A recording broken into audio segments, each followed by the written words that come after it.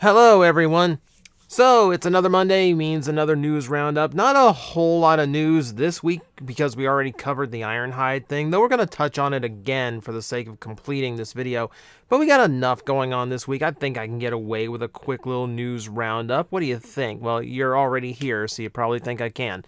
But because I get all my stuff off of TFW 2005's news updates, a few other things pop up that I might want to shout out from time to time. And I'm going to throw in just like a quick little cheap plug for the new episode of WTF at TFW, episode 620, now online. That is me, Vangelis, and Aaron discussing a week's worth of Transformer stuff. We're trying to get those out a lot faster and trying to get them more up to date. So like this one was recorded on July 19th, and thanks to our Army of Bees editor, we're getting things out a lot faster than we used to. So we're hoping to return to like a more normal schedule. So these are a bit more timely. We're talking about current stuff again. So if you want to hear us just discussing a whole bunch of Transformer stuff, go take a listen. Yeah, I'm super proud of that podcast and how long it's been going on. So go listen if you haven't done it before. So, alright, let's get on to some actual Transformer stuff. Hey, look! So you know how we're all chasing Velocitron right now, and the UK got Wave 2 Deluxes, and, you know, we're all just kind of like going, like, just all have just too much to buy right now in Transformers. The new Core Class got cited in the US as well. I haven't even seen Core Class Spike yet. Like, everyone here just has, they have two things. They have the Core Class Bumblebee Shockwave, and they have Core Class boxes that used to contain Ravages. Like, literally every Walmart I go to has at least one stolen Ravage. Good job on your open packaging. Biodegradable plastic is a thing, by the way. So, and no sooner, like, we don't even have, like, Spike Witwicky out at you know, easy to get retail right now. That's one of those, like, there and gone waves. Now we got another full wave with Ratchet and Wheelie, and both look really good. So I'm actually, fingers crossed, my stores sell through their kind of lame core classes that they got right now, and we can actually put out some like interesting ones. I really want to get my hands on both of these. The Wheelie especially just looks like a really, really solid job. Don't give me any guff about the visible hands. With everything else it's doing right, I will take that, especially at a core class price point. It's the figure that should have come with Grimlock, let's put it that way. So yeah, it just never lets up. That's a consequence of how many toy lines we got going on right now. So speaking of Studio Series, we're getting more in-hand shots of the Ironhide figure. We talked about this Ironhide last week. However, we do have a few updates to point out. So, like I indicated in that video with the comparison photo I took, yes, it is true that this toy is, at best, the same height as Earthrise Ironhide, which is not really what you want when you're charging a Voyager price point for it. I am becoming more and more concerned over how many deluxe pluses we are seeing at Voyager price point. Hot Rod I can forgive because it was a really complex figure with a ton of accessories. Override I could kind of forgive because she's heavily painted and she's part of an exclusive wave, and she's a new mold, which is going to be a lot more expensive than the other ones they're running. But this Ironhide is going to be retail release, but it doesn't really seem to have anything to compensate for its small stature, outside of the fact that the vehicle mode is very large, which can be accomplished by collapsing panels, shell forming, etc. So I'm not actually sure how complicated that figure is going to be, but that's pretty much going to be how I decide whether or not I keep my Earthrise Ironhide or go with the Studio Series. And on the surface, it does look very good, but I have serious reservations about it now, especially seeing this photo. So it is a wait and see. Hopefully this wave isn't too far off and we can all have it in hands and not have to rely on YouTube thieves to get our information about this. I want more people to have this so we can all kind of agree together whether or not it is worth the Voyager price point or not. But, okay, small quibbling aside, we covered Ironhide. Let's go look at something else that's completely new. We have these super blurry pictures of Legacy, Dead End, and Blanker. And Blanker himself Hasbro, for some really weird reason, decided we're not going to show you the vehicle mode or the accessories. We're just going to show you the robot mode pictures, which is kind of bizarre when you're like promoting a Transformer and you only show half of it. That doesn't really work. So here we have the former Point Blank, now Blanker. And we actually do get to see the vehicle mode. Vehicle mode, about what you would expect to see. You know, there's a little bit of obstruction, but for the most part, yeah, it looks like it looks like a proper update to the character. And his target master is also included, Peacemaker, and yeah, it's about what I expected. It's 3 pieces of plastic. They are all from the same sprues as Point Blank himself. So if there's a little bit of oddness in Point Blank, that's probably the reason the extra parts kind of went into that Target Master. I'm glad it has it, though, and they're not trying to sell Target Masters separately like they previously did, because that didn't go well. That didn't go well at all. All right, so he's done up properly, at least. So what about Dead End? Okay, and Dead End is pretty much what you'd expect. The vehicle mode looks fine. It looks correct. It looks like his vehicle mode, and the weapons mount on the back, so it's got a little bit of like how you could arm up the G1 Stunticons. Yeah, and as I stare at this, I just really like think to myself, why did Hasbro hold off on this again? It's not like this is like a huge reveal. It's not like this is like secondary newsworthy. It's like, hey, he has 2 guns. That's not really all that exciting. I don't think that's worth holding off on. The vehicle mode is exactly what we thought it was, and he comes with 2 guns. That's not really worth trying to save it for an extra update. I do have Motormaster in hand now, so like now seeing like how good Motormaster is, and only having one of the Stunticons, I'm like super eager to add more. So like anytime I get some kind of update that shows me that the others are quickly on the way, I get more excited. So I'm really eager to get. I'm really eager to get a look at the last one. So, how about another weird blurry shot? And this one's even smaller. Let's see. Can I blow this one? There you go. So, we're getting a crossover figure with Canon of all companies. We are getting a Optimus Prime that transforms into a camera. Like, really? This Optimus Prime is your camera, not reflector. I can understand not doing reflector. I can understand because it's a minor character.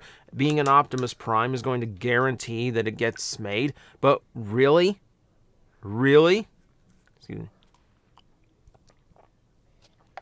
I was so shocked I had to take a drink. But yeah, it's super bizarre to me. Like I kind of understand major characters. They did the same thing with the PlayStation Prime and sorry, my bottle almost fell over.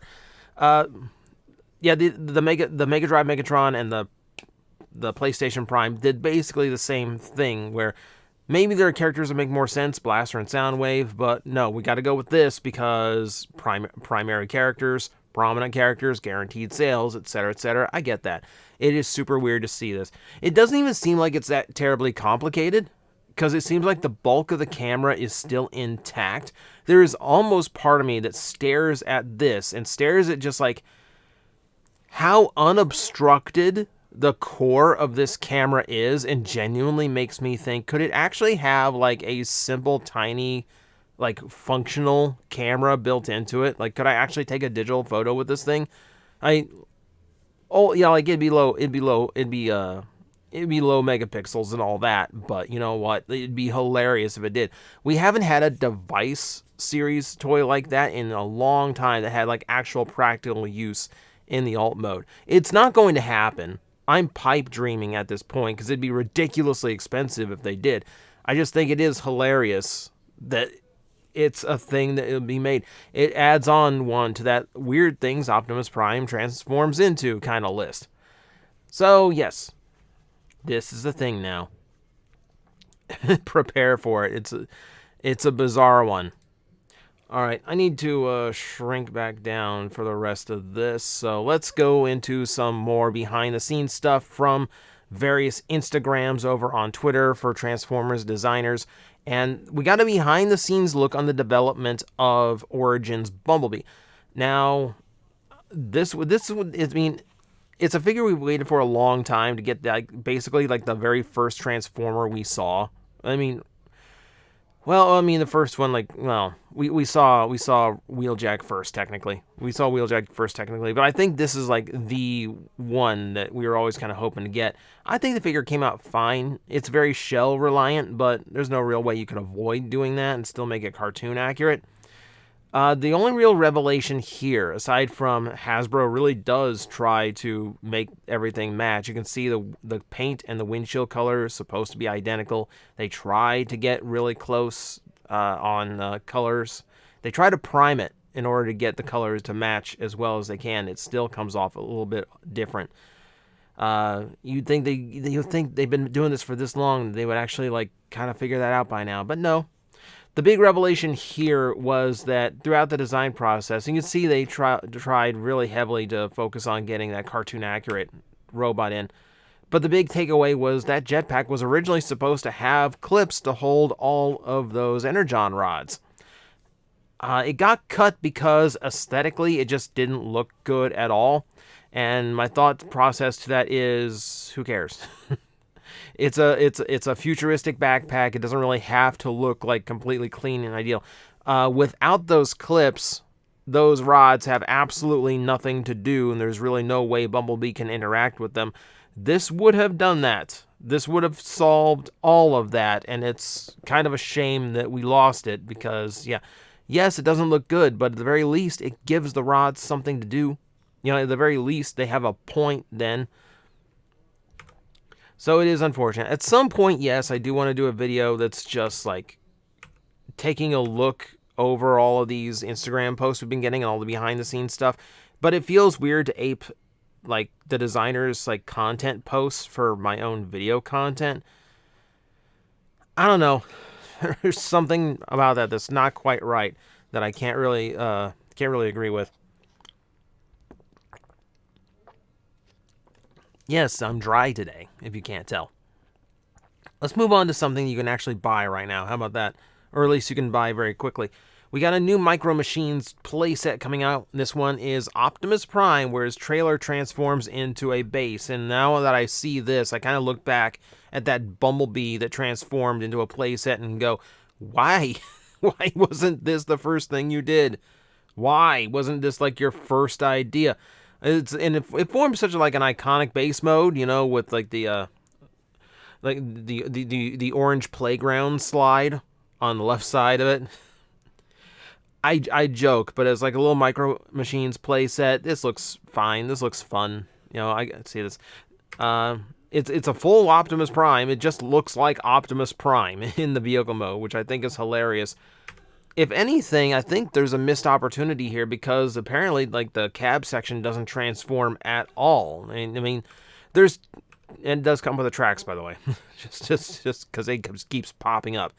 I think there's two grand opportunities missed here. Number one, if this trailer can come off of that cab and it actually turns out to be compatible with all these Optimus Primes that don't have a trailer over the years, that would be amazing.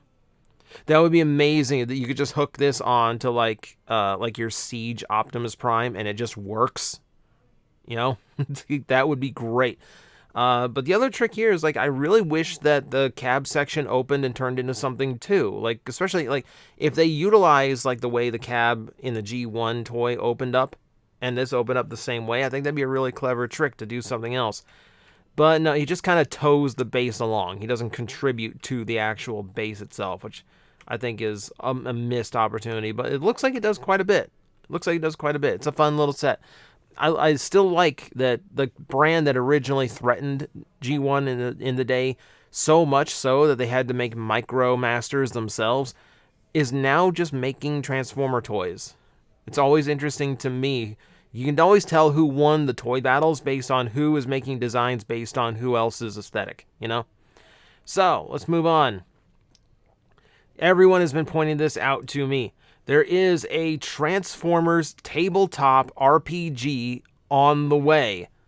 Everyone has been pointing this out to me. And yeah, I am I am interested. As a D&D geek, as a tabletop gamer, I definitely want to see how this runs. So, the company, Renegade Studios, has already done Power Ranger and G.I. Joe RPGs. I believe it's based on the same dice system. It's not a D20 system game, I don't think. It's doing something a little bit different. But yeah, like reading through the first pages here, it kind of goes over a lot of what you would kind of expect, how to build your first character, building up there. It reads like the beginning of Dungeons and Dragons books, where it talks about like how to conceive your character from the ground up and decide what you want to play as, and then it throws in the part where, well, what alt mode would he turn into? And then you get like, design your alt mode, classic selection, champion, cutter, lookout, monolith, outrider, rainmaker, seeker. Apparently, from the people I know who have already gotten this book, or I think the PDF, might be available, Rainmaker is not the Jets. Rainmaker is like heavy ordnance characters, I think. Yeah, I'm actually kind of curious. Ooh, there's 2 pages just for Blitzwing. Okay, that alone makes me super curious. It definitely seems like it is slanted toward playing as an Autobot, though, so I'd really like to see if there's options for Decepticons in this. Definitely need to get my hands on it at some point. Like I said, I think the PDF is out, but the physical book isn't until later this year. So, whenever I can get my hands on this, we'll definitely do a video and see my thoughts about it. It is a 290-page book, so it might take me a bit to read through the whole thing and let you know what I think. All right, so we got a couple more things here just to round off. We're going to look at the vintage BSource Retrax one more time. As always, there's no way I can just... at this point, I'm screaming into the ether about this. I have no idea why it exists, why they chose this mold. I assume someone lost a bet. I assume someone is betting, hey, you know how badly the BSource reissues shell form? You know what? I bet I can make it worse. So the Retrax thing is already ridiculous. But we're going to make it more ridiculous, aside from the fact I've seen it sold out in some places. Does Plastic Attic not warn any of you people? But, so we already acknowledge that the beast mode for Retrax is ridiculously inaccurate to an actual pill bug. The coloring is wrong, the spikes are wrong, the eyes are wrong, the pincers are wrong, the stinger is wrong, the number of legs is wrong, everything about this toy is just wrong. Like, this is basically a completely made-up bug that happens to do the pill bug thing. But would you be interested in realizing that this is actually more incorrect than even the original tried to be? For starters, the antenna have been installed backwards from how they were in the original G1 instead of going out, or in G1, Beast Wars. Instead of going out like this, they're going up, and I admit this looks nicer, but accurate antenna on a pill bug go like outward, not upward. So we've made it even less accurate. Also, for some reason, the tails in the middle of the beast body are missing. So right now, it's an arachnid. I don't know what happened there. I don't know if they just left them off in assembly because they didn't even realize that legs went there, or I don't know if I don't know if they couldn't find that, or if that part of the sprue or that part of the mold was damaged. I don't know, but it's actually missing pieces based on compared to the original. It's super weird. It's like we're not only going to reissue one of the worst figures in Beast Wars, but we're also going to make it an inferior version. Imagine if this toy is just so expensive they had to go, no, we need to remove those 2 legs to make budget. And the scary thing about that joke is that you hear that and you look at what Hasbro has been doing these days and you actually think to yourself, yeah, I could see that. You can. You can. When you have to pay $200 to get Titan Class Legacy Metroplex and realize the reason that a $200 toy doesn't have its Minicon is because it wasn't in the budget of a $200 toy. Okay, now you know. That is likely. That is possible. So yes, You're going to get a Retrax, but it's going to be an inferior Retrax. Keep that in mind. Have fun. I warned you. And we're going to finish off with some statue news. So we have Transmetal 2 Megatron statue from Prime 1 Studios getting the full pictorial treatment. We've already seen this announced already, but now we got all the details on it. This is a 29-inch statue that is absolutely massive. Speaks to the confidence of BSource fans, I think, to do something this ridiculously huge. And it looks absolutely amazing. So they've gone hyper-realistic on the styling here. Lots of tech rebuild, lots of organic parts just kind of stretched out across this toy. A lot of the original details are in. But a lot of them have changed as well. You can tell that the wings are definitely different. They don't have the holes in them. They're symmetrical now. It's kind of hard to get a shot where I can tell if this thing is like completely symmetrical or not, or if it retains the asymmetry. It's got little bits of battle damage here and there, which is weird because this scene that we see is the birth of Transmetal 2 Megatron. You think he'd be like he'd be all like shiny and new here, but apparently not. Eyes light up, dragon mouth and eyes light up. Also a really cool touch. I love the lava base. Which is, it's basically, yes, it's him like stepping up from the lava for the first time in his new body. Really, really cool design work. You can see the dragon tail coming off the back of the head. The head itself, we're going to see another close-up of it here. Oh yeah, Tarantulas is just like chilling out there. He's had a bad day. Something I really liked about the head, if we can get another shot of it, is in the original toy, it's kind of designed so that the head of Megatron is kind of like in a helmet kind of look, and the new toy that we saw does kind of represent that too. Here, it's just all one big head that serpentines back into the dragon tail. Very different look, but it's cool. It's impressive. He's got this like Marvel CGI kind of vibe to like how detailed he is. Like I feel like this is something Tony Stark would fight. It looks like if like Thanos was in Iron Man armor in the live action movies. That's kind of the vibe I'm getting off of this thing. But yeah, you can see just the paintwork and the detailing and the sculpting is just extreme on this guy in all styles. Optional faces. Here you can see a little bit better what I'm talking about with the head. It's much more integrated into the design as it used to be. Here's the best part. So Tarantulas' head can come off and Megatron can hold it in his hand, which I'm sure is something he always wanted to do in the original show, never really got the chance to do it. It's an interesting choice. So a living Tarantulas or a dead Tarantulas, it's your choice in this one. Yeah, like everything about this thing looks super cool. Again, statues like this, these super high-end ones, are way out of my price range. Way out of my price range. I'll never be able to afford one of these because I'll never be able to justify it. But it looks so freaking cool. And that's pretty much going to be it for my news for the week. Went a little bit long considering I didn't think we had much to talk about. But hey, that's how it goes sometimes. Thank you for watching. Thank you for listening to me ramble, and I hope you learned a little bit of some news that you missed out on, or you just wanted to hear my opinion on it. Either way, I hope you enjoyed, and I hope you join me next time when I do one of these. And yeah, until then, we got more videos coming tomorrow, as always. So, thank you, and I will see you soon. Guys, I am facing the most powerful enemy any YouTuber can face, the algorithm, and I need your help to defeat him. Hit the like button, hit the subscribe button, hit the notification bell, and leave a comment. Every time you do, we attack that algorithm and we drive it back until it can no longer defeat this channel. Thank you very much.